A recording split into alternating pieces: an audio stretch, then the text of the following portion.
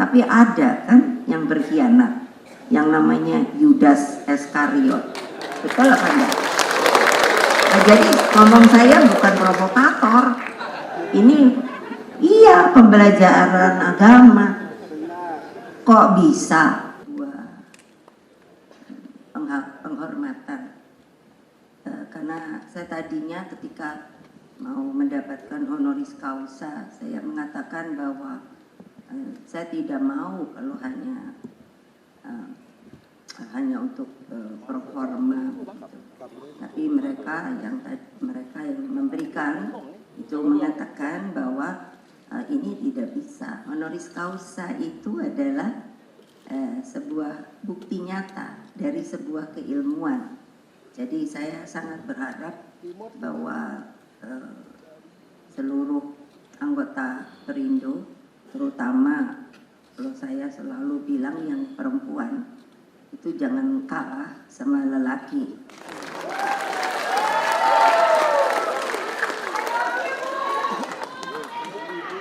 Ya, karena saya terima kasih, merasa terhormat karena Pak Haritanu minta untuk bisa memberikan ya yang disebut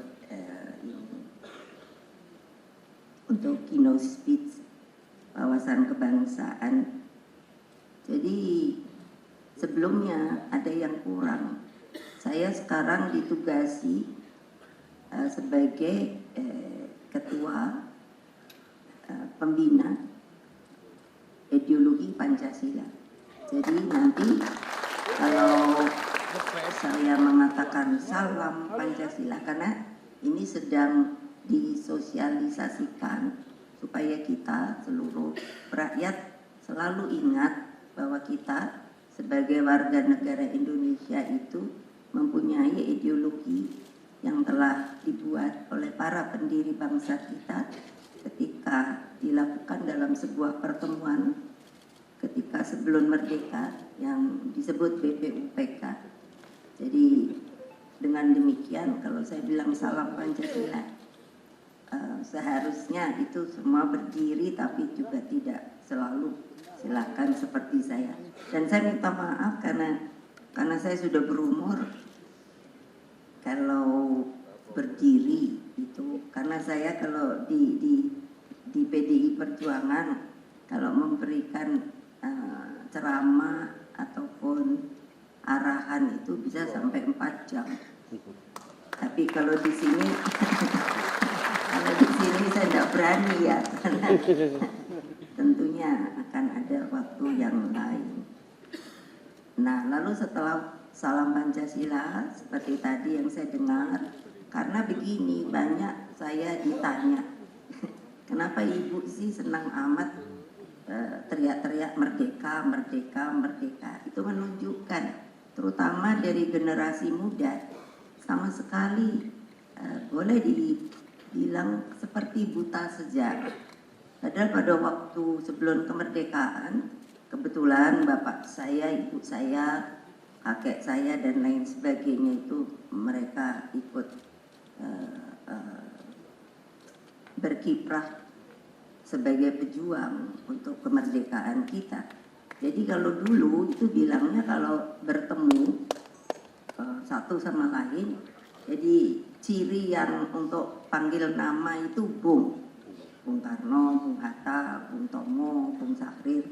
Saya tanya kenapa kok begitu, untuk tidak ada rasa perbedaan. Lalu kalau yang kedua itu adalah selalu bertemu begitu, lalu mengucapkannya merdeka atau mati. Jadi dari saya merdeka, nanti mungkin Pak Haritanu bilang mati.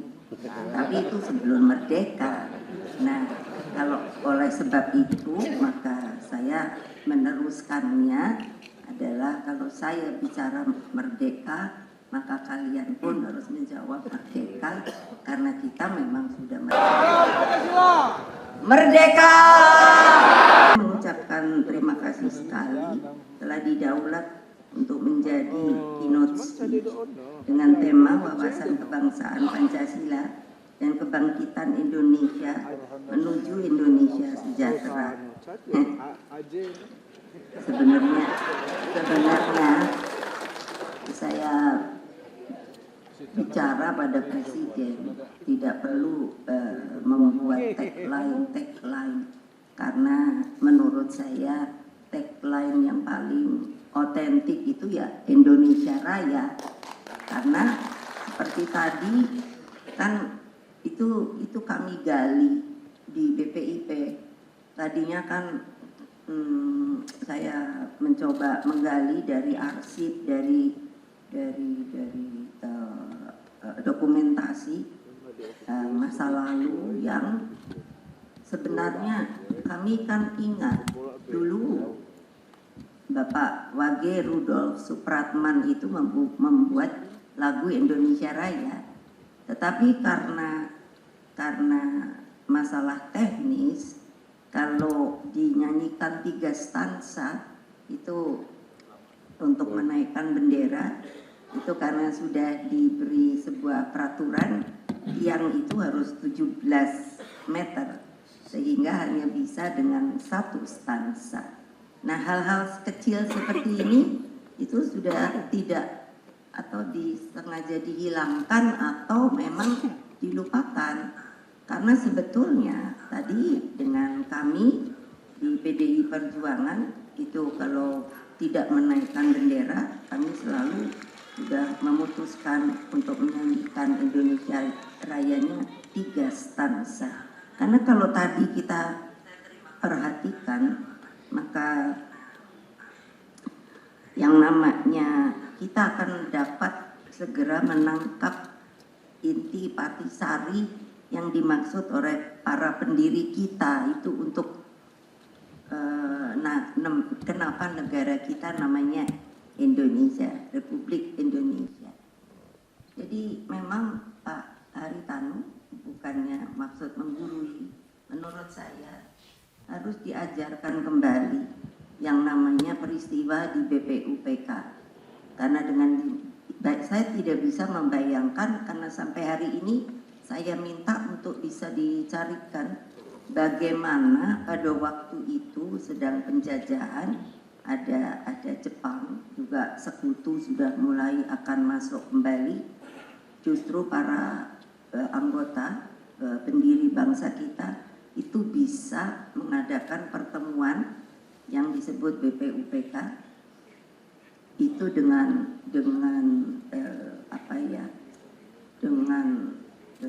benar, artinya semuanya bisa kumpul. Karena kalau dilihat dari absensi itu semua dari daerah itu datang. Yang menjadi kekaguman saya bagaimana mereka bisa datang, karena kan kalau sekarang enak ada HP, bisa video call dan lain sebagainya. Tapi pada waktu itu saya mencoba berimajinasi, itu kan sulit sekali dan sedang dalam masa penjajahan. Jadi artinya kemungkinan ditangkap itu masih besar sekali. Tapi mereka bisa lolos dan hadir dari seluruh penjuru, dan kapal terbang kan belum ada, yang ada kan baru kapal laut. Nah, penggalian ini itu sebenarnya menurut saya harus diceritakan kembali kepada generasi kita, karena kalau tidak, saya sering kalau umpamanya disuruh ceramah seperti ini, terutama untuk anak-anak muda, mereka lalu bilangnya begini, untuk apa Ibu Mega teriak merdeka merdeka? Itu orang kita sudah merdeka. Itu menunjukkan bahwa mereka itu buta, sama sekali tidak tahu mengapa mereka bisa menjadi orang Indonesia. Jadi kalau sekarang saya selalu bertanya, kalau ini siapa kamu, tapi supaya ini tegas, saya bilang who am I, bukannya who am I, karena maksudnya kamu tuh siapa. Jadi kalau kamu menganggap atau merasa sebagai warga negara sah Indonesia, kamu juga mesti tahu hal-hal seperti ini, karena bukan gampang, ini sebuah pertaruhan ketika mau merdeka. Kalau dilihat, saya orang yang sudah berkeliling Indonesia dari Sabang sampai Merauke, dari atas sampai ke bawah, dan itu bukan hanya kota-kota saja. Saya pergi sampai ke desa-desa untuk melihat bagaimana orang Indonesia yang disebut Indonesia. Jadi seharusnya memang kalau di kami menugasi bahwa kalau jadi masuk PDI Perjuangan, salah satu syarat adalah harus turun ke bawah, dan saya sebut untuk bertemu dengan akar rumput, yaitu rakyat. Banyak hal yang sekarang terjadi dalam perubahan perjalanan Republik kita yang akan berumur 79 tahun. Jadi kalau saya ke daerah-daerah, yang selalu saya tanyakan, apakah di daerah ini ada Taman Pahlawan atau whatever untuk menguburkan mereka yang dulu telah berjuang. Yang menurut saya sangat menggetarkan itu, coba saja nanti pergi ke Taman Pahlawan. Dulu anak-anak saya ketika mulai masuk SD sampai cucu dan lain sebagainya, itu kalau pergi ke Taman Pahlawan, kami membawa bunga dan selalu ada beberapa keranjang yang berlebih, dan saya suruh cari, pasti ada nisan yang tidak bernama. Artinya apa? Orang itu berkorban sampai tidak ada namanya, mungkin hancur dan lain sebagainya.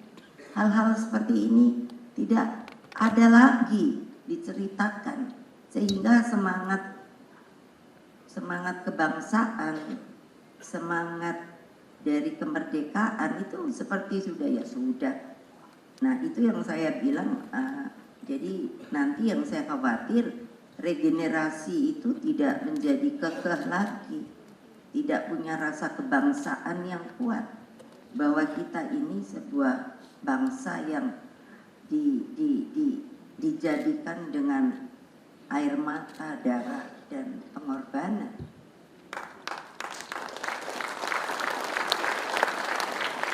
Nah, kalau seperti gini, tapi saya tidak berani. Kalau di partai saya selalu bilang, nah, kalian lembek kan, karena untuk apa, tepuk tangan saja kayak ragu-ragu.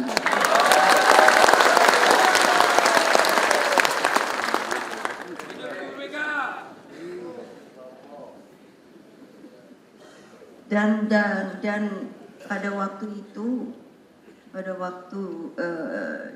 semuanya di PPUPK ini kan dengan segala hormat saya, karena ini diminta untuk berceramah mengenai kebangsaan. Jadi saya berbicara mengenai proses sejarah yang menurut saya itulah saya dapat mempertanggungjawabkan. Jadi ketika Bung Karno dan para bapak bangsa itu di PUPK itu, Pak Dr. Rajiman kan menanyakan, kalau itu ketua rapat, kalau nanti kita merdeka, apa ini kita yang disebut akhirnya ideologi. Dan ketika Pak Harto menjadi presiden, itu menurut saya dari seluruh perjalanan sejarah kita itu merupakan black dot. Kenapa? Saya tidak ada masalah dengan beliau, tetapi dalam cara berpikir dan berpolitiknya, waktu itu beliau, saya sendiri sampai hari ini tidak mengerti. Saya kena jadi korban juga, teman-teman saya, karena waktu itu kami tidak boleh lagi kuliah dengan tidak ada alasannya. Nah, jadi kan maksud saya, apa reasonnya sebenarnya? Karena pada waktu itu beliau melakukan namanya desoekarnoisasi. Dan tidak mengerti saya adalah, kalau desoekarnoisasi, so what yang dia akan tampilkan. Nah, padahal pada kenyataannya itu menurut saya tidak ada sama sekali apa yang telah dilakukan. Karena ini tentu kritik membangun. Beliau hanya mendapatkan gelar Bapak Pembangunan, tapi apa pembangunannya? Karena kalau bagi kami, pembangunan yang paling penting adalah pembangunan mental bangsa, bukan fisik.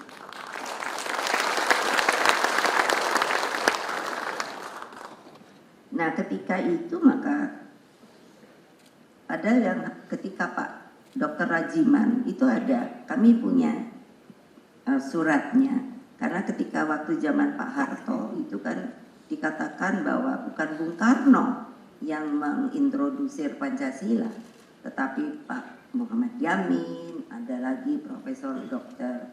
Nugroho Roto Susanto, ada Pak Yamin sendiri ada yang namanya menulis otentik, yang saya bilang saya cari di arsip dokumentasi itu ada, bahwa mereka semua mengatakan tidak, hanya Bung Karno satu-satunya yang mengintrodusir yang disebut akhirnya Pancasila itu. Lalu kalau Profesor Dr. Nugroho, karena sampai sekarang ada masih yang dipakai, saya hanya mengatakan begini, dia umurnya berapa Pak Profesor Nugroho, dan sudah jadi profesor. Profesornya dapat dari mana? Apakah masa penjajahan? Seperti ayah saya, insinyurnya dapat di ITB pada waktu itu masih zaman penjajahan. Ternyata bukan. Jadi mana mungkin, pada Pancasila itu dibicarakan sebelum merdeka ketika ada sidang BPUPK. Nah, ini yang harusnya menjadikan tonggak-tonggak sejarah yang sebenarnya saya sudah berulang kali minta ini sebetulnya harus disebarluaskan, diomongkan kepada anak-anak kita bahwa inilah mental bangsa, bahwa kalian itu harus menjaga. Kalau tadi ada Indonesia Rayanya harus abadi, saya sangat setuju di nyanyian Indonesia Raya. Kebayang tidak kalau sekarang kita lihat dalam ilmu geopolitik, banyak sekali bangsa yang istilahnya kehilangan tempat tanah airnya, terpecah belah. Itu seperti Palestina saja, ini sekarang mudah-mudahan sudah diterima di PBB dan bisa dijadikan sebuah anggota tetap. Nah, kalau kalian seperti saya, kebetulan saya dapat berkah. Saya anaknya proklamator, ibu saya yang menjahit bendera pusaka. Ketika saya menanyakan kepada ibu saya waktu membuat bendera pusaka itu takut apa tidak? Siapa yang tidak takut? Tapi kok ibu mau? Ya karena saya percaya sama bapak kamu yang mengatakan kita pasti merdeka. Coba bayangkan kalau kalian sekarang masih dijajah, apakah bisa seperti ini? Tadi Pak Haritanu mengatakan tempat ini boleh digunakan, saya sangat terima kasih. Karena memang itu Pak Haritanu yang sekarang sedang saya untuk kembangkan itu adalah apa? Para seniman kita, budayawan kita, itu kan memang bukan orang yang punya uang. Jadi kalau untuk mencari tempat-tempat seperti begini itu sangat sulit sekali. Nah, seperti di tim Taman Ismail Marzuki itu sebenarnya dibuat oleh Pak Ali Sadikin itu sebagai memang tempat untuk membangun kreasi dari seniman dan budaya. Tetapi sekarang karena untuk menyewa saja mahal, maka banyak sekali kami caranya mencari tempat dengan bergotong royong. Jadi kalau mungkin Pak Haritanu bisa memberikan diskon atau gratis begitu, Pak, saya senang sekali. Ya karena sepertinya kita ini, saya mengatakan tidak konsisten. Saya bilang pada Pak Jokowi, kenapa sih mesti Indonesia maju? ya sudah, Indonesia Raya itu yang diharapkan, diinginkan oleh para pendiri kita.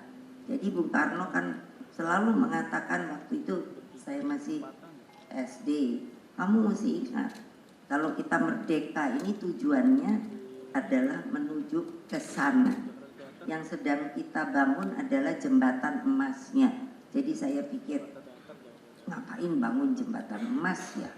Tapi lama-lama makin saya dewasa, saya lalu mengerti bahwa itu hanya arah. Bahwa berarti suatu saat yang Indonesia Raya yang ada di sana, itu saya sampai pikir, wow, itu mungkin emasnya seperti apa. Dan apa yang dikatakan Bung Karno itu sebetulnya memang ada benarnya. Kalau kita melihat Kerajaan Sriwijaya, Kerajaan Majapahit, saya pernah mendapatkan buku dari seorang profesor Prancis yang membaca tulisan-tulisan di Borobudur. Itu dikatakan bahwa lantainya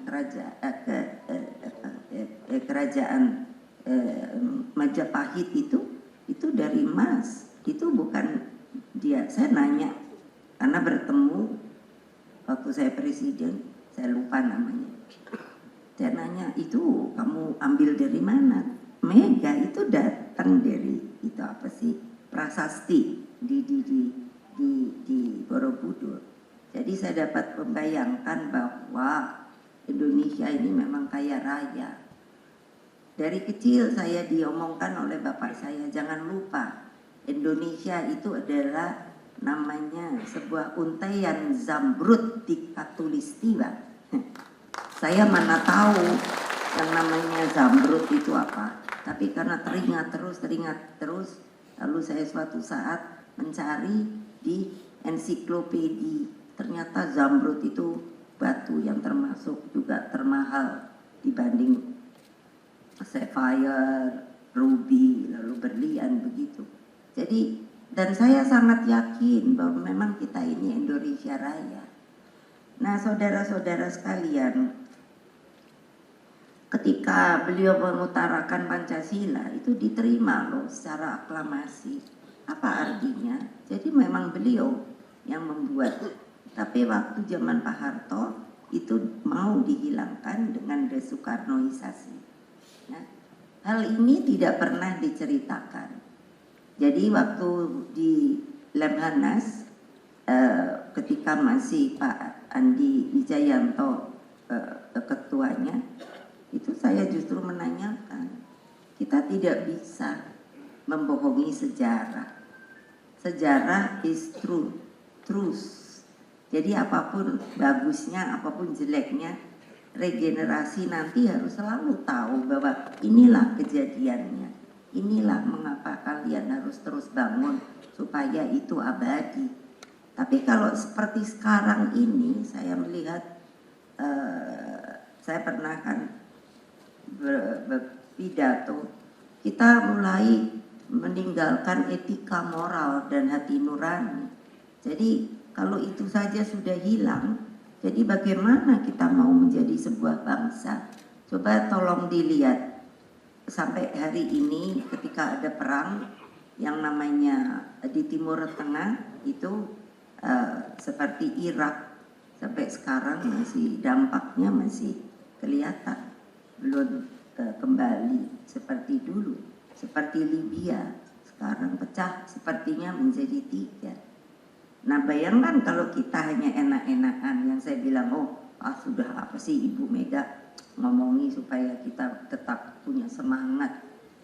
Coba pikir, kalau one day kita, karena semua negara sekarang ini sedang mengalami juga masalah, dan itu ketika saya juga dijadikan oleh Paus Fransiskus dan Imam Besar Masjid Al-Azhar tahun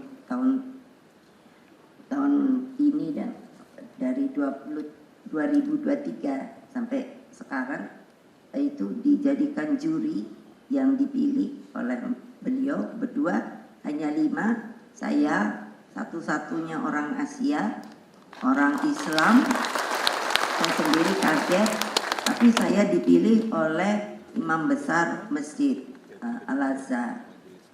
Jadi ketika bertemu kemarin juga mungkin ada dilihat beliau datang paus ketika ketemu di Roma, karena mereka membuat sebuah foundation, namanya foundationnya adalah Zayed Award, dan harus mencari orang-orang yang terus berjuang di seluruh dunia ini bagi perdamaian dunia. Waktu saya yang dinominasikan itu ada 150 orang seluruh dunia, dan kami harus mencari itu 3. Jadi tidak terbayangkan hanya 3 harian itu diberi kesempatan memilah-milah lalu berargumentasi siapa yang kiranya betul bisa diinginkan. Alhamdulillah pada waktu itu saya mengajukan, karena dari juri boleh mengajukan yang menurut juri itu adalah juga patut untuk dinominasikan. Saya menominasikan adalah NU dan Muhammadiyah, jadi tidak sendiri-sendiri, dan seorang wanita yaitu Ibu Musda Mulia. Ternyata hasilnya NU dan Muhammadiyah itu mendapatkan nominasi, dan Ibu Musda Mulia sebetulnya juga, tapi karena hanya 3 orang, jadi dari kalangan juri itu berbisik, Mega kamu jangan borong semua. Oh oke, saya bilang. Jadi yang lainnya adalah mereka yang pilih. Nah itu menunjukkan apa? Bagi saya sebuah kebanggaan bahwa ternyata dari sisi saya mengatakan ketika ditanya kenapa NU dan Muhammadiyah kamu usulkan? Loh, karena mereka itu adalah sebuah organisasi yang juga sudah dari sejak zaman kemerdekaan itu membantu bertempur. Saya masih ingat ngomong seperti saya waktu reformasi saya suka pikir ya, bayangin keren tuh saya tuh mungkin harus laki betulnya. Ya karena dipanggil polisi aja 3 kali. Nah maaf kalau di anak buah saya ngamuk. Kamu penakut, bayangin kalah sama perempuan, dipanggil polisi aja 3 kali, ditanyai macam-macam. Di kejaksaan aja sekali, dari jam 8 pagi sampai hampir jam 8 malam apa ya. Ternyata supaya tahu, pertanyaan itu bolak-balik aja itu. Betul loh, supaya kalian bisa tahu tekniknya, supaya kalau orang dengar keluar di luar itu kok lama banget gitu. Padahal cuma selembar kertas segini loh. Betul Bu. Tapi terus katanya kalau secara teknis mungkin ada yang disembunyikan. Tapi saya lucu waktu di mana, di kejaksaan. Ini biar aja, boleh masuk ke koran. Nah, ini kan juga seorang istri dan ibu. Kalau mau ditahan kan saya mesti ngomong sama suami saya. Udah. Terus, tapi terakhir ada 1 Bu yang mau ditanyakan. Ya silakan. Itu. Ibu pernah lihat naga merah, naga hijau? Loh, kan saya jadi apa urusannya ya? Kan saya mestinya ini ditanyanya urusan politik ya. Kok ini binatang, udah gitu naga lagi. Betul loh, ini bukan saya ngomong kosong. Terus saya jadi udah mulai jengkel kan, ini udah aneh. Jadi saya kalau tadinya duduk enak begini, sekarang saya begini. Terus saya bilang, yang terhormat Bapak yang menginterogasi saya, kalau Bapak sendiri sudah pernah lihat naga apa belum? Yo, saya udah panas karena saya pikir saya datang sukarela. Makanya jangan takut lah. Orang polisi juga yang menjadikan juga republik ini. Aduh sekarang.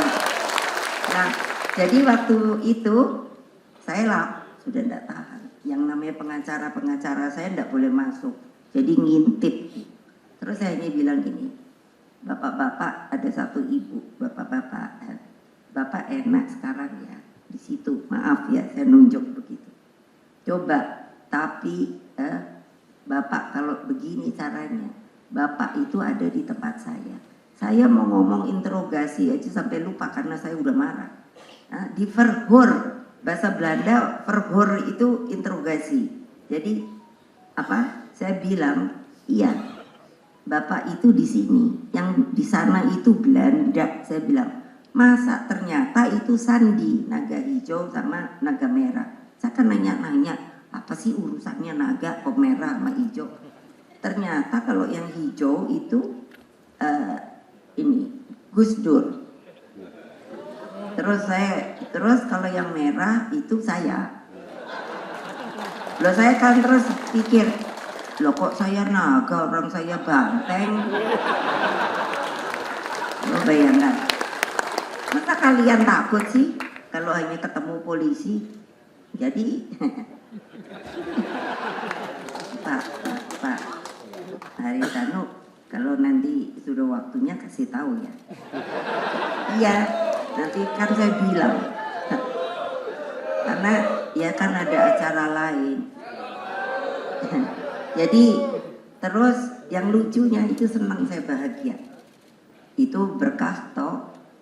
Akhirnya, oh enggak Bu, kami yang akan pulangkan, saya enggak mau. Nanti dipikir sama tetangga saya sudah tersangka di kejaksaan. Terus kalau di polisi itu 2 kali di Komda, terus di Jakarta, apa itu namanya? Selatan, Kapolres. Ternyata saya kan mikir ya, tapi itu sama beberapa pengurus PDI. Terus kok saya lihat pertanyaan ini kayak nggak kena gitu loh, apa sih konteksnya? Ternyata apa? Anak-anak yang meriksa waktu itu kan belum ada komputer, jadi kan masih ketik. Mereka pun mungkin jengkel, jadi bilang gini, kan saya nanya, sebetulnya yang mau dicari dari meriksa saya ini apa toh? Kok baik anak itu? Jadi panggil saya Mbak. Sebetulnya ini karena kepala Polresnya itu masuk di dalam nominasi mau jadi ajudannya presiden gitu kan. Oh begitu toh, supaya dapat nama, karena kalau siapa tahu bisa nangkep saya ya gitu. Saya bilang sama anak muda ngetek itu ketawa dia, kok Mbak tahu ya? Ya iyalah, orang saya nggak tahu salahnya opo, saya gitu. Nah yang maksud saya senang apa? Saya jadi presiden gitu. Satu saat kan biasa toh, saya kemana ya? Saya lupa ya, kalau Sulawesi Selatan. Jadi si bapak itu yang Kapolres itu sudah jadi Kapolda. Kan saya presiden toh. Iya kan jajar gitu toh, turun dari pesawat. Jadi waktu saya masih belum turun, saya lihat berjajar apa sih namanya? Apa? Kompinda. Saya paling bodoh kalau urus singkatan. Kompinda. Ya itulah. Dia kan gubernur itu begitu. Jadi saya lihat kan, saya terus senyum gitu. Oh, kok ada dia? Saya lupa namanya. Iya. Terus dalam batin saya, sekarang lo hormat sama saya. Makanya kok gitu aja takut tuh. Orang nggak ada yang langgeng. Terus yang di kejaksaan, suatu ketika saya juga presiden. Jadi ada hari Adiaksa, ya toh. Jadi waktu itu masih di ruang tunggu ada petinggi-petingginya, terus ada jaksa agungnya. Saya kan panggil, bisikin, Bapak, dulu yang periksa saya ada di lapangan apa tidak ya? Siap, ada perintah gitu. Loh, saya kan jadi kaget sendiri. Loh, saya hanya nanya kok siap perintah. Terus mukanya pucat kan? Enggak, ada di situ apa enggak? Saya bilang, siap Bu, ada. Ibu mau panggil? Enggak, saya mau tahu aja. Jadi waktu jadi irup toh, iya kan? Wah, kan segini banyak, saya sendiri juga gini. Dalam batin saya, lo, tidak. Sekarang hormat sama saya. Apa maksud saya menceritakan ini? Bukan sombong. Itu yang namanya adalah bahwa nggak ada kekuasaan itu yang langgeng. Iyalah, kok ya sudah lah. Kok sudah lah. Artinya ya sudah waktunya ya sudah. Saya kan ya nggak ribut. Waktu hanya 3 tahun presiden gitu. Ya udah katanya kalah, ya udah kalah. Padahal ya saya tahu benernya ya nggak kalah. Itu aja. Nanti pasti rame deh ini di media. Biar aja.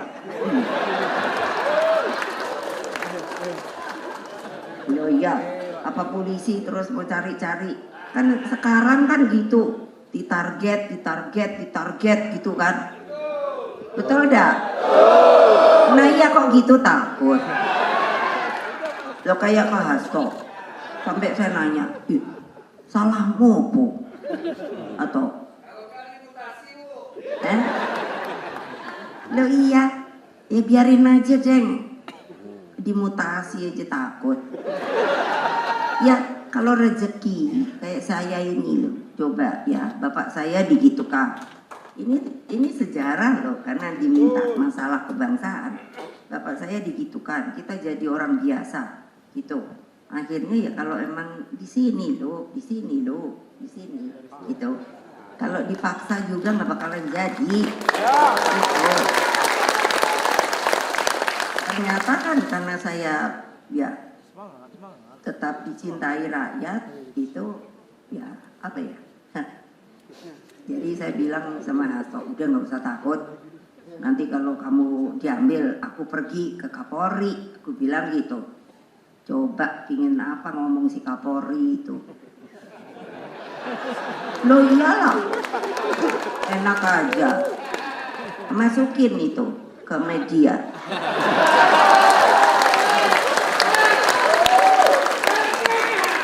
Loh saya herannya sekarang kalian ini maaf ya, iya penuh dengan rasa ketakutan. Saya pikir apa toh yo? Loh, Mbok saya kan selalu ngajarkan kebenaran is kebenaran. Satyam Eva Jayate. Jadi ya sudahlah, ngapain sih gitu? Nah, kenapa kami dibeginikan? Coba, saya sampai tanya PDI Perjuangan. Saya kan nanya sama ahli tata negara, pengacara, sebenarnya salahnya saya ini apa toh? Lo ya dok. Coba pikir, coba kalau bisa lo. Tapi mau ngambil saya pada nggak berani. Lo iyalah. Jadi yang seserannya di sekeliling saya gitu loh. Aduh kayaknya saya nih bodoh banget ya. Saya nih cuman diem aja lah. Ya udah gitu ya gitu biarin dah. Karena buat apa? Karena saya mikir kalau saya lawan, anak-anak saya itu banyak preman loh. Nggak ada takut loh. Kali ini mereka hanya bilang, aduh ibu sabar banget, ibu sabar banget, ibu sabar banget. Udah diem aja, aku bilang. Nanti juga selesai gitu. Karena apa? Saya bukannya untuk saya. Ini buat bangsa dan negara. Saya tidak mau bahwa negara kita dikocak-kacik gak jelas dengan aturan-aturan yang dirubah semaunya sendiri. Coba. Yo, tinggal medianya berani apa enggak ngomong. Mediasi itu berani apa enggak?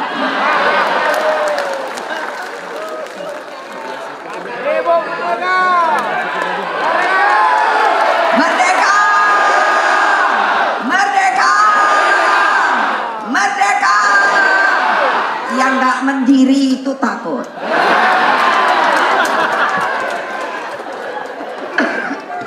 Nah, saya kalau ngomong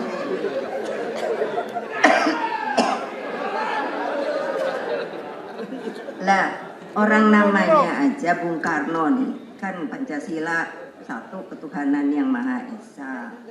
Nah, udah semua juga tahu. Yang kedua itu kan azas kemanusiaan yang adil dan beradab. Menurut saya sekarang nggak ada ini, hilang ini, sudah mulai lengser. Lo enak aja, lo pemilu, coba apa nggak tahu? Saya kan bilang itu memang ada TSM. Apa itu TSM? Terukur apa? Terstruktur, sistematik, dan masif. Itu emangnya benar loh.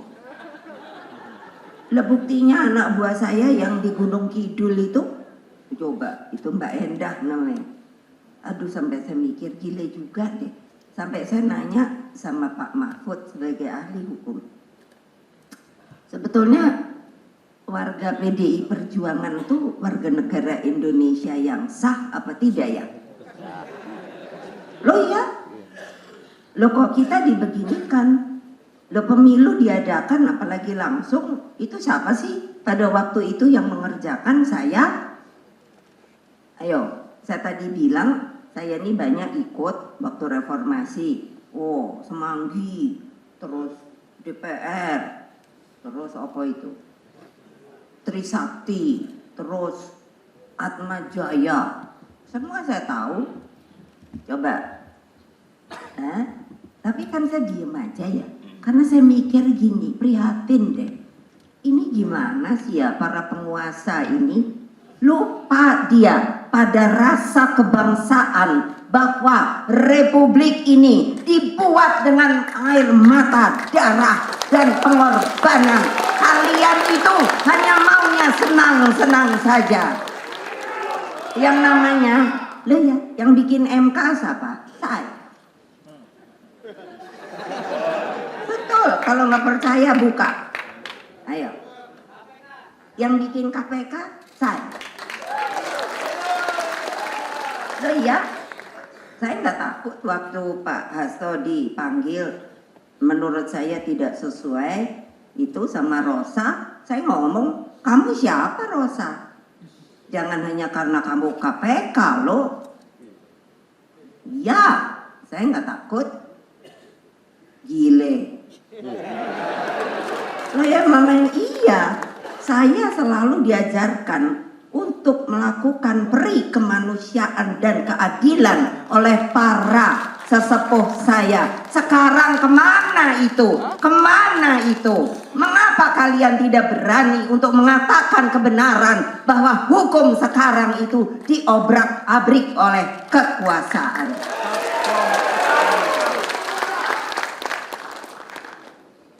Nah, jadi kenapa coba? Sampai Bung Karno itu hanya melihat supaya perdamaian hanya bukan buat Indonesia. Jadi apa?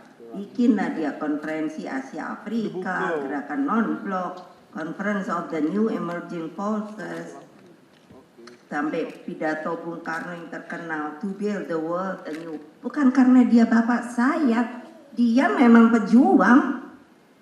Masa saya suka dulu ditanya waktu baru mulai masuk partai, oh terang aja ibu belain Bung Karno? Tidak. Ya bapaknya sih tidak. Dia adalah pemimpin saya. Dia orang yang berani berbicara, mengatakan proklamasi. Coba kebayang nggak kalau nggak ada pada waktu itu, nggak ada merdeka. Loh ya memang betul, itulah kebenaran. Lah iya kok sekarang takut? Loh iyalah, ya perlu dong Bung Karno memang. Bayangkan, apa ndak malu ya? Saya nanti disuruh ke Rusia karena mau dibuat patung Bung Karno. Oh, di Uzbekistan. Oh, gile saya bilang, Indonesia sepertinya hanya mau mempurukan dia hanya karena katanya Bung Karno dulu komunis dan sebagainya. belajar. Apakah dia begitu apa tidak? Bukan. Dia adalah nasionalis. Coba pikir. Untung mulut saya gini. Kalau saya suka bilang sama Hasto, sayang mulutku cuma satu. Ada kan kalau di pewayangan Aji Rawa Rontek, wah itu bisa kepalanya jadi 10 kan. Lumayan deh aku nggak teriak-teriak kayak gini. Karena saya nggak terima negaraku dibeginikan oleh sementara orang yang berpikir bahwa kekuasaan itu adalah di atas segala-galanya. No!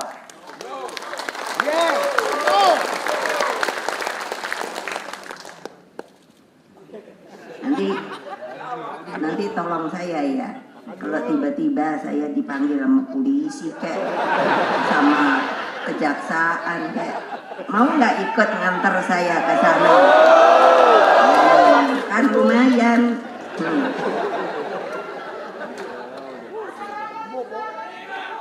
Loh, di sini aja coba ya. Ketiga, tadi mereka manusia.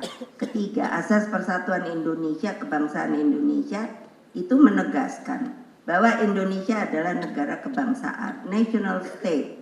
Lalu kita itu memiliki negara dari sisi budayanya adalah semua buat semua, tanpa membedakan suku, agama, status sosial, dan pembeda lainnya. Oleh sebab itu, saya paling senang kalau membacakan ini. Itu membuat setiap warga negara mempunyai hak yang sama di mata hukum. Di mata hukum. Di mata hukum. Lah kok sekarang makanya saya nanya, PDI Perjuangan itu warga negara yang sah apa enggak? Kenapa kok boleh ikut pemilu? Nah tapi setelah itu ada TSM, nggak ngaku lagi, mbok ya jantan gitu loh. Ya harusnya jantan dong. Tapi anak buah saya kalau ibu bilang gini, dia bilang, Bu ada kurangnya. Jadi kalau banteng mesti dikasih anting-anting. Anak saya tuh kan anak tuh ya PDI-PDI-an tuh kan suka guyon. Loh ya, makanya iya dong, jangan dong. Hanya untuk kekuasaan lalu menyampingkan gitu. Fair aja lah. Iya dong. Masa begitu? Oh, saya sampai mikir, lah kalau pemilu langsung aja kayak gitu, lalu mau dikembalikan lagi? Yang namanya pemilu ini, pemilu apa namanya dulu yang dipilih di MPR itu loh. Lah ya, ini kan saya ini sebagai orang yang juga melakukan sejarah, bayangan, saya tuh mikir gini, dulu waktu mau reformasi, saya aja bilang sama Gus Dur, sama Mas Sultan, saya belum kenal namanya Pak Amin Rais. Jadi saya tanya sama Gus Dur kan, itu Pak Amin Rais itu sebenarnya sopo yo, gitu kan. Loh betul, saya tak bohong. Pak Amin Rais juga belum kenal saya. Tapi kan demikian kejadian. Nah, itu kan permainan politik. Padahal sudah dijanjikan. Siapa yang menang pada waktu itu, itulah yang menjadi presiden. Nah, tapi kan pada waktu itu terus dibuat yang namanya, ini sejarah apa itu, poros tengah. Di situ kan bunyinya asal bukan mega gitu kan. Terus iya, akhirnya Gus Dur yang dijadikan. Nah saya kan ya nggak berontak, diam aja ya terserah aja. Tapi maksud saya itu kenapa sih? Kalau saya mau berontak tuh bisa. Anak buah saya tuh banyak. Sekarang aja buktinya ya saya nomor 1 lagi. Gitu loh. Tapi saya jaga karena apa? Nanti tuh yang dampaknya itu bagi siapa? Ya bagi negara dan bangsa. Jadi ya Mbok, kalau sudah bikin aturan itu konsekuen gitu. Nah, seperti MPR diturunkan. Kalau ada persoalan yang harus amandemen, lah bagaimana ya? Makanya saya kan sudah minta waktu rapat kerja keberapa ya? Keberapa itu? Saya sudah minta pada lain-lain partai, cobalah pikirkan. Mari kita kembalikan MPR karena itu sudah dibuat oleh para pendiri bangsa. Majelis Permusyawaratan Rakyat beda dengan Dewan Perwakilan Rakyat.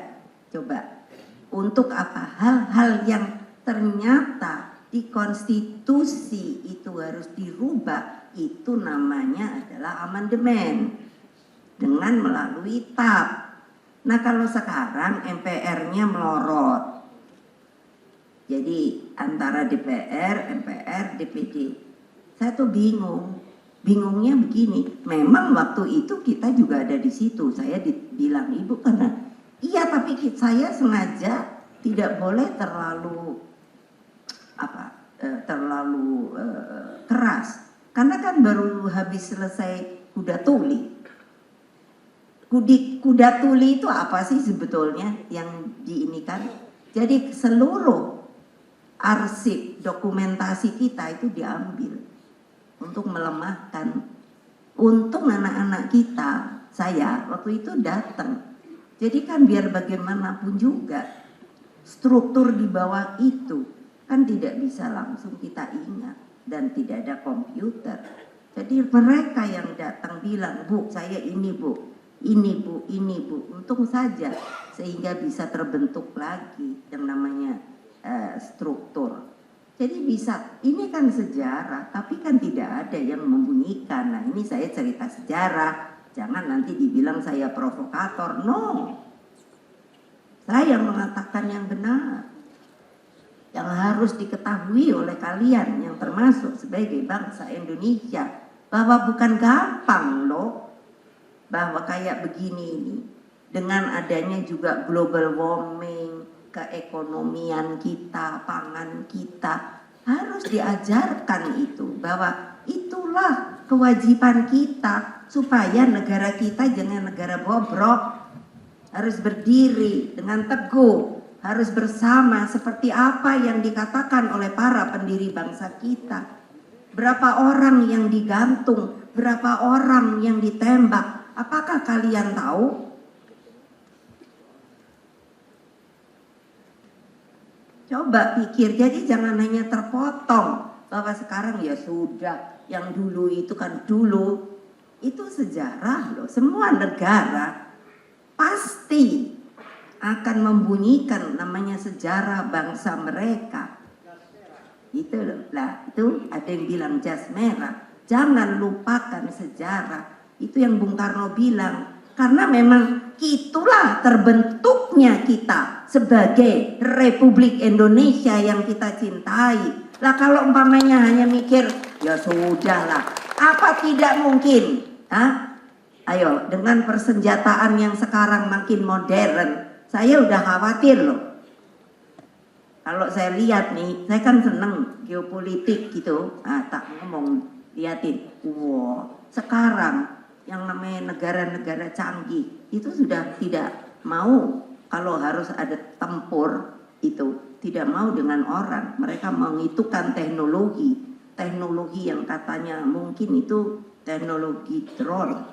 Jadi kalau jatuh itu nggak sama orang. Ini kan harus diikuti. So what kita? Angkatan kita, TNI kita ini apa isinya? Itu loh.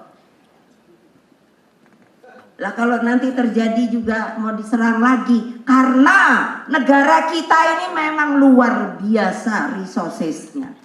Orang urusan tambang aja sekarang orang pada heboh. Oh maunya nyari tambang, mau nyari tambang. Saya tuh sampai bilang sama ini, sama teman-teman, makano tambang itu nanti kalau udah nggak ada beras terus piye? Apa negara-negara sekarang, kalau enggak percaya sama saya, negara-negara yang importnya atau ekspor beras itu juga ketar-ketir loh. Jadi mereka kemungkinan mungkin apa namanya tahan karena buat negara mereka. Nah kita terus mencarinya kemana? Ayo, kami di PDI Perjuangan sudah dari udah 4 tahun kayaknya, saya memberikan instruksi kepada seluruh jajaran untuk menanam. Mari Perindo juga begitu, menanam 10 macam tanaman yang saya namakan pendamping beras, bukannya pengganti. Loh kalau nanti nggak ada, jangan dipikir loh mau impor, importnya juga ditahan. Itu kan harus waras kita berpikirnya, harus pintar kita berpikirnya, bahwa kalau kemudian itu jadi, terus kita bingung mau cari kemana. Saya udah ngomong sama yang punya ini mie, saya bilang, kamu jangan ini loh, bikin mie itu juga kali dari singkong atau opo, karena gandum itu sekarang nanti kalau ditahan juga sama Rusia, sama India, terus gimana? Mari pikir, saya bertanggung jawab karena saya diberi, saya suruh. Gimana nih supaya nanamnya itu ada, sedang tanah semuanya diambilin, tidak ada lagi yang namanya untuk pertanian atau ini. Coba dulu waktu saya di DPR itu zaman Pak Harto itu ada program mencetak 1 juta sawah di tanah gambut. Kalau itu cari dah, masa nggak ada ini. Saya ribut melulu, karena apa? Pertanyaan saya, lah kalau sudah ditanam di tanah gambut, saya pergi. Tempat pembenihan itu adalah di Sukamandi, Subang.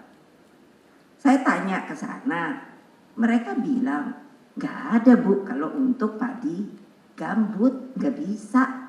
Sampai hari ini saya suruh mencari sebuah benih baru untuk tanah gambut, belum berhasil, gitu loh. Jadi kan gimana ya kita? Kalau kita hanya wah sudahlah, pokoknya kita kaya raya gitu, wah makanan kita banyak. No, kalau nggak dipelihara, hutan ditebang. Saya ribut terus, saya di Komisi 4 itu 3 kali dan tidak boleh pindah. Dan lucunya biar saya berantem sama Golkar, kalau P3 enggak gitu enggak gitu galak, fraksi ABRI juga enggak, tapi gitu saya enggak boleh pindah dari Komisi 4. Semuanya minta saya tetap di Komisi 4 karena katanya Ibu Megawati itu mulutnya cerewet katanya. Ya iyalah, karena saya ngomong kebenaran. Coba bayangkan bikin 1 juta hektar tuh akhirnya puso loh. Puso itu apa sih? Gagal. Coba. Karena benihnya nggak ada. Jadi kalian itu jangan saya kemarin datang tamu utusan dari Presiden Xi Jinping dari Partai Komunis itu. Jadi saya bertanya karena Presiden Xi Jinping tulis surat sama saya, mengundang saya, sebetulnya diundangkan ke sana, dan mengatakan bahwa di Tiongkok itu sekarang sudah di daerah desa kampung tuh kemiskinannya 0. Terus udah mengizinkan kalau justru di pedesaan itu boleh punya anak 2, karena dari sisi KB itu kan karena itu menekan tidak boleh, tadinya hanya boleh anak 1, sekarang di pedesaan sudah boleh.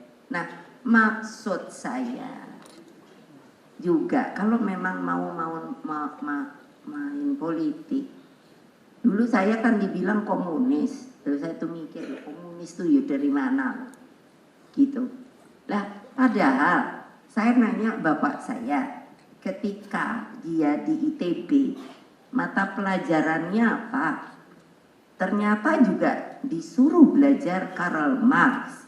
Nanti kalau gini tuh bener gak Ibu Mega komunis, enak aja. Itu sebenarnya partai itu adalah Bung Karno, karena dia satu-satunya yang membuat dengan nama Partai Nasional Indonesia. Kenapa? karena dia lihat tidak bisa kalau bukan sebuah partai, adalah sebuah organisasi politik, organ. Nah, politik untuk apa? Untuk mengkonsolidasikan yang namanya rakyat yang tidak punya harapan, yang diberikan harapan, yang diberikan jalan untuk keluar dari kemiskinan.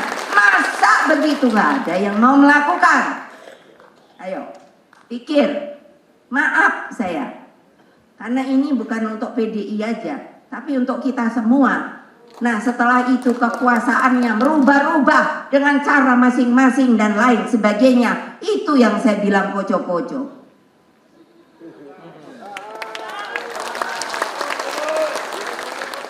Ya kerjakan dong. Jangan dong, rakyat itu kan kalau saya tanya, kamu kok ngopo toh yo? Coba apa nggak kasihan ya? Nih cara anak rakyat itu datang ngomong, pasti nggak percaya. Ibu, gimana ya? Kita ini kan dikasih uang mas apa? Kan saya gitu. Ya waktu pemilu kan dibagi-bagi. Oh gitu. Terus gimana? Itu ya Bu, kalau ini itu nggak benar dek, nggak benarnya. Jadi dimasukkan ke amplop. Lalu saya ngasih, katakan ke Pak Hasto, ini kan tertutup, ini amplop 1 juta ya. Ya orangnya yang Pak Hasto kan seneng toh dikasih, belum dibuka toh. Kamu punya KTP apa enggak? Ya punya no, difoto toh, serap. Terus waktu dibuka ternyata bukan 1 juta, 300. Kaget toh? Nah dia itu datang karena mau minta yang 700. Tapi pada kenyataannya kalau dia itu datang ke tempat yang memberikan, itu malah bilangnya, oh kamu sudah buka. Padahal itu 1 juta, kalau 300 kita tidak tahu. Ini saya nggak bohong. Jadi kamu harus kembalikan juga yang 700. Can you imagine? Hah? Yang namanya orang kita, rakyat kecil dibegitukan, gimana saya nggak gerem ya? Hanya untuk supaya bisa nyoblos, coba Saya pikir tuh piye ya supaya rakyat tuh sadar bahwa dia tuh punya hak di dalam memilih gitu. Ya gimana kalau di sini ditakuti, di sini dikasih duit, gitulah ala-ala. Saya bilang masa pembodohan. Ini Pak Haritanu, mohon beribu maaf, tolonglah saya itu ke KPU udah dari kapan minta jangan apa ya, elektoral terbuka ya, proporsional terbuka. Karena apa? Itu yang dijadikan itu menurut saya nggak jelas, bukan perintah partai. Kalau di kami itu nggak ada yang begitu, pokoknya. Nah akibatnya juga kan apa? Dengan susunan itu maka yang punya duit banyak, biar nomor katakan 6 atau 8, kalau ada duit, ada ini, nah bisa menang. Apa mau begitu terus? Sehingga orang yang dari partai, ini pengalaman saya, yang mestinya nomor 1 kita jadikan, itu tidak jadi. Saya kan mikir, karena saya perlu kalian sama untuk ada bicara di DPR, tapi punya kualitas. Ini keadaan perpolitikan partai kita, gitu. Jadi, dipikirkan gitu loh, bukan hanya untuk jadi saja, harus punya kualitas. Bagaimana kita akan mengatakan hal-hal yang sangat urgent, urusan republik ini, kalau kualitasnya aja begitu. Ya buat saya silakan kita bisa berdiskusi, tapi kalau buat saya begitu susah kalau tidak begitu.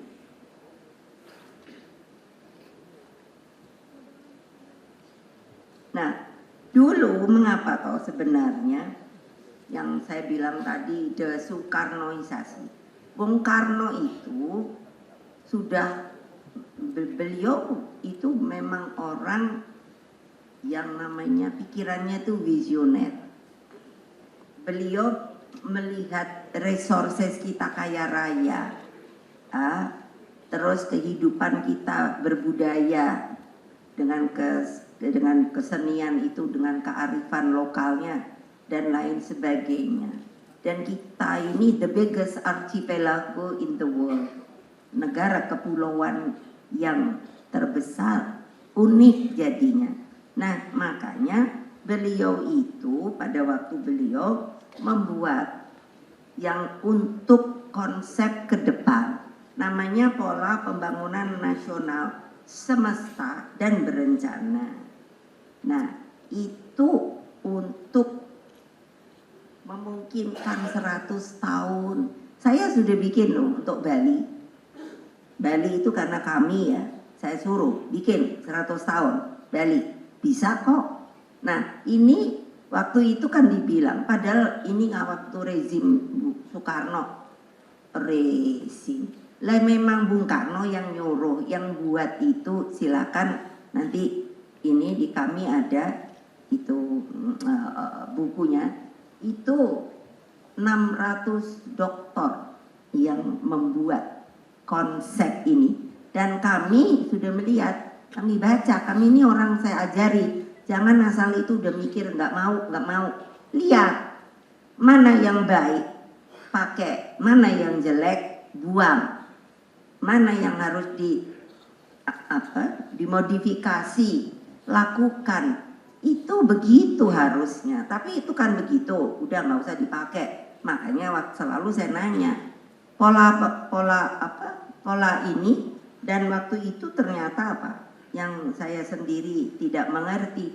Banyak mahasiswa kita di luar negeri itu saya ketemu banyak yang terus nggak boleh pulang karena dianggapnya juga begitu, oh kalian ini komunis gitu, atau paling tidak Soekarnois. This is history. Saya ngomong gitu jangan terus mikir oh Ibu Mega subjektif, no. This is history, the truth history of Indonesia. Kalau mau dengerin ya monggo, enggak ya buang. Nah, dengan begitu maka sudah dibuat perencanaan, yaitu apa? Berdaulat di bidang politik, berdiri di atas kaki sendiri. Saya kan mikir Bapakku tuh terlalu melambung, berdiri di atas kaki sendiri. Tapi setelah saya ada di BRIN, researcher kita yang saya ini ketuai 8.144. Wih, saya bilang ini sih betul-betul kalau digenjot gitu Indonesia itu bisa berdiri di atas kaki sendiri. Lah tapi kok kayaknya kita ini maunya ketergantungan terus. Nah, terus kalau di bidang ekonomi dan berkepribadian dalam kebudayaan yang disebut jalan Trisakti. Kebayang tidak sih, coba deh ahli ekonomi, utang kita ini sekarang berapa loh? Coba deh, Mbok itu dibahas, tolong dibahas. Saya waktu ini itu kan sebagai presiden disuruh menangani BLBI, BPPN, 300 ribuan kredit macet loh. Tapi saya jalankan selesai. Saya sampai diberi award karena kok bisa Indonesia bayar utang IMF. Ini kan sekarang keadaan begini, saya sendiri mikir, terus siapa yang mengurusi ya? Coba Pak Haritanu. Bagaimana kalau ilmu-ilmu dasar sekarang hanya tidak di ini? Kita ini sebuah negara yang sudah punya nuklir. Dari zaman Bung Karno itu ada di Bandung, namanya itunya reaktornya itu Trigamar. Jadi apa ya? Kenapa sih saya melihat bangsa Indonesia ini menjadi bangsa yang turun dari sisi pengetahuan kebangsaannya, turun dari sisi semangat perjuangannya. Nah itu buat saya sih khawatir ya. Saya selalu bilang pada anak-anak PDI saya ini udah tua loh. Saya udah 77, makanya nggak bisa berdiri lagi kalau kelamaan pidato. Jadi kalian ini kan akan yang menjadi akan terjadi regenerasi. Nah kalau regenerasi kita aja nggak jelas, nggak ngerti negaranya piye, itu terus bagaimana? Gitu. Nah ini ya tinggal mungkin 3. Jadi persoalan pokok yang mesti saya sampaikan, yaitu pertama ya perekonomian. Kita tahu toh yang namanya dolar aja sekarang kan ditekan terus toh, padahal itu sudah mau 16 sekian gitu kan, 16 sekian segini. Itu kan berarti nekannya itu kan sudah BI-nya itu sudah boleh dipikir mengkhawatirkan menurut saya, karena dulu saya juga mengalami waktu itu saya menangani itu dolar tuh 18.000. Makanya mengapa banyak pebisnis itu ketika mau bayar utang modal itu kan nggak bisa, dari 2000-an naik begitu. Nah ini kan harus juga ada pemantauan itu Pak Hari, itu harus ada diskusi. So what kalau utang kita ini sekarang saya dengar kalau untuk bayar yang sekarang saja baru bunganya sudah sekitar 160, kalau salah tolong dibetulkan, 164 T. Lah, bayangin itu bunga loh. Coba. Terus jadi mau bagaimana nih? Gitu loh. Nah, dengan demikian kita kan juga mestinya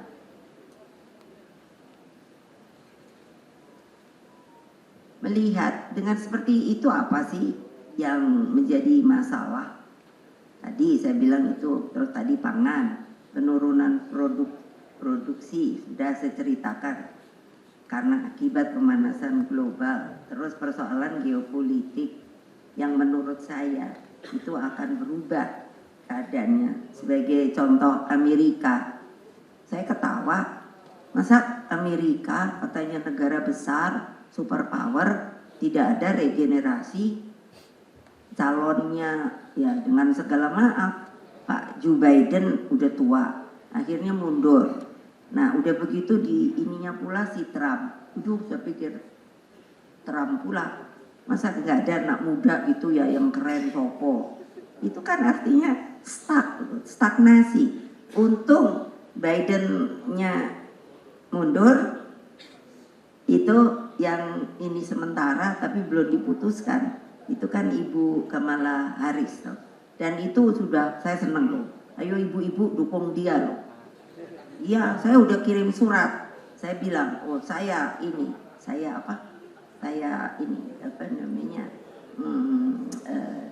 dukung. Saya seneng banget istilahnya. Kalau kamu nanti jadi saya nggak kesepian. Loh iya loh, saya kan nanya presiden wanita tuh siapa baik ya? Kayaknya nggak ada apa ya, saya sendiri nggak tahu loh. Tapi kan keren nih kalau Amerika perempuan, hore.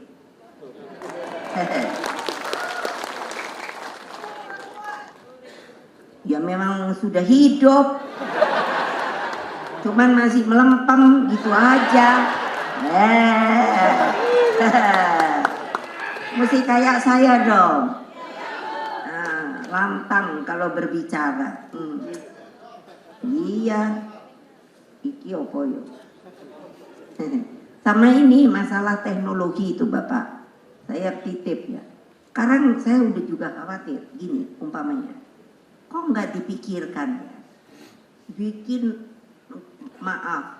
itu apa namanya ini properti gedung gini-gini. Tapi kan terus seperti mall-mall ya. Saya udah 5 tahunan loh bicara pada teman-teman saya pengusaha. Maksud saya begini. Loh sekarang kan ada online ya. Gitu. Nah, saya kan pada tanya sama yang dia namanya juga perempuan ya. Jadi kan umpamanya kalau kemana ini Plaza Indonesia atau apa gitu. Kan ada toko-toko botik gitu. Saya kan nanya, kamu sama ini online-nya bersaing nggak? Semua mengeluh. Nah, pertanyaan saya, kalau online makin menjamur, terus ini sewanya makin mahal, itu yang saya nanya sama teman-teman yang saya kenal di mall-mall itu. Mereka bilang, ya terus bagaimana? Jadi kan maksud saya juga harus sebuah ini dong, apa namanya? Sebuah pembatasan bahwa yang online ini apa aja sih, kan gitu. Supaya hidup semua menurut saya. Ini ide saya. Nah juga yaitu karena kita tidak dilatih untuk bisa berbicara. Persoalan serius itu kan kualitas demokrasi sekarang. Ini kan saya takut loh. Yang kita sudah reformasi kok tahu-tahu kayaknya mau di apa nih? Mau dibelenggu lagi. Karena apa? Itu supremasi hukumnya tidak berjalan dengan baik, membuat korupsi, budaya merit system. Jadi kan ini yang harus berani kita bedah. Karena apa? Ini kalau ditanya ya itulah urusan kebangsaan. Karena kalau itu tidak dilakukan, so what?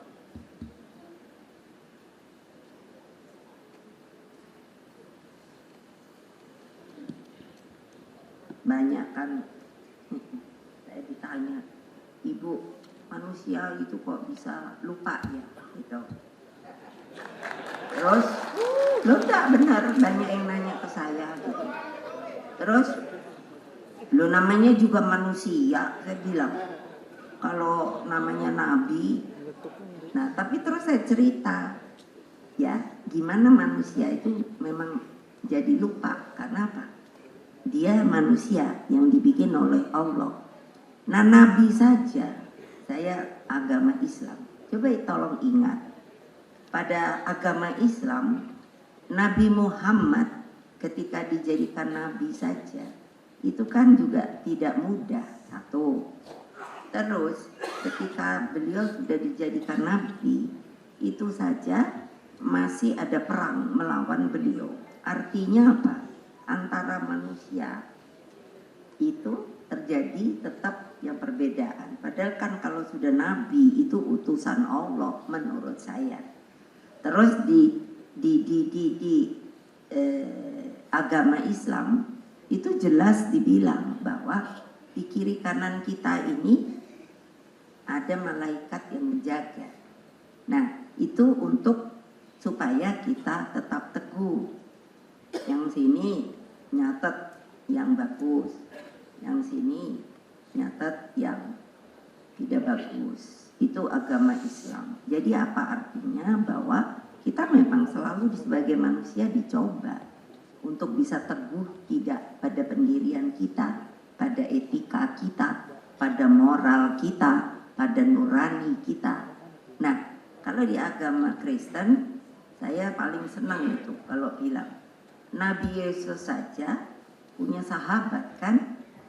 Sahabat yang ditunjuk oleh beliau sendiri disebut sahabat.